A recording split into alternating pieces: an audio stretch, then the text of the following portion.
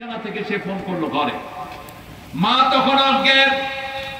Phone শুনেই মা বলছে, my dear Son, where are you? আমার প্রিয় সন্তান, তুমি কোথায়? ছেলে বলছে, মা আমি আমেরিকায় জেলখানায়, কেমন আছো? বলছে আলহামদুলিল্লাহ। মা বলছে, কিভাবে তুমি আলহামদুলিল্লাহ পড়ো? তোমার আব্বাও অজ্ঞান, আমিও অজ্ঞানের মতো হয়ে আছি, তোমার কোনো খবর নাই। ছেলে বলছে, আমার আঙ্গুলগুলো থেতলে দেয়া হয়েছে, আমার শরীরের কোন অঙ্গ প্রত্যঙ্গ ঠিক রাখা হয় নাই, আমার চুলগুলো তারা প্লাস দিয়ে টেনে টেনে ছিঁড়ে ফেলেছে, আমার আঙ্গুলের ভিতরে দিয়ে তারা রড ঢুকিয়েছে, কিন্তু তারপরেও ভালো আছে।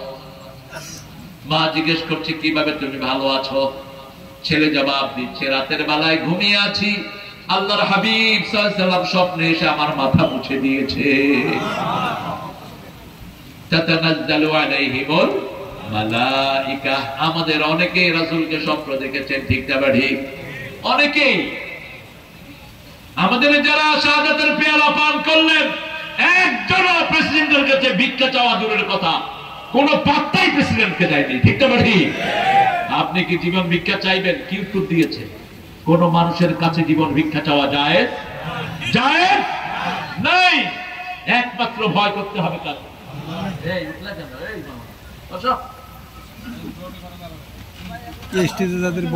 কষ্ট হচ্ছে,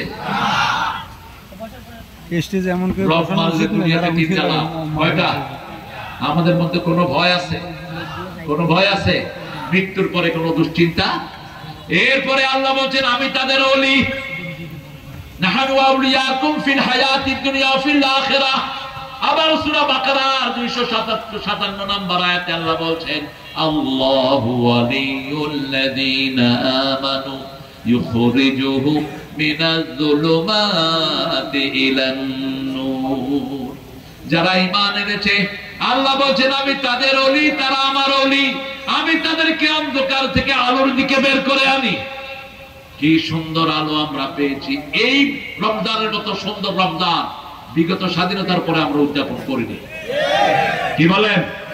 জিনিসপত্রের দাম কম না বেশি? গত রমজানে কাঁচামরিচ কত খাইছে? এই রমজানে কত? কত? গত রমজানে আলুর দাম কত? এই রমজানে কত? টমেটোর দাম কত? আমি বলছি, ডক্টর ইউনূস, মায়েরা, আপনাদের দানের উপর ইসলাম দাঁড়িয়ে আছে, আপনাদের নাকের ফুল, কানের দুল, হাতের মালা, গলার মালা খুলে দিয়ে দেন। এগুলো যাকাত আপনারা দেন না, এই জন্য চোর ডাকাতে নিয়ে যায়। একজন মাও দান ছাড়া যাবেন না। তাসাদ্দাকনা, হে মেয়েরা তোমরা বেশি দান করো। আকসারু আহলিন নার মিনান নিসা, অধিকাংশ জাহান্নামের বাসিন্দা মেয়েরা। আর সদকা যারা দেয় তাদের সব আযাব মাফ করে দেন কে? সূরা মুনাফিকুনের 10 নম্বর আয়াত, লাউলা আখারতানি ইলা আজালিন করিব ফাআসাদদাকা ওয়া কুম মিনাস সালিহিন। হে আল্লাহ, আমাদেরকে আর একটু সময় দেন, মৃত্যুর আগে নবীরা ছাড়া সকল মানুষ আফসোস করবে, একটু সময় দেন, আমরা দান করে ভালো মানুষ হয়ে ফিরে আসি। আল্লাহ আমাদেরকে দান করার তৌফিক দান করেন। আল্লাহকে যদি রব মানা হয়, আল্লাহ বলছেন আমি তোমার বন্ধু হব, তোমার মন যা চায় তা দান করে দিবেন কে? এখন আমাদের মন যা চায় আমরা পাই না। মন চায়, হাসিনার মন চেয়েছিল জামাত শিবির শেষ হয়ে যাক, ঠিক না ঠিক? একটাও না থাকুক। আমাদের সব নেতাকে জেলখানায় দিয়েছে, এখনো আমাদের আজহার চাচা জেলখানায়। এই নজরুল, আসিফ নজরুল, এই কুত্তার কারণে আমাদের অনেক জনশক্তি এখনো জেলখানা থেকে নিষ্কৃতি পায়নি, ঠিক না ঠিক? অথচ তাদের ক্যাঙ্গারু ট্রাইব্যুনাল ভুয়া ভুয়া ভুয়া 100% পরিণত হয়েছে, এটার ভিতরে কোনো সত্যতা ছিল না। মুক্তি চাই, আজহার ভাইয়ের মুক্তি চাই, আজহার ভাইকে আনবো, জেলের তারা ভাঙবো।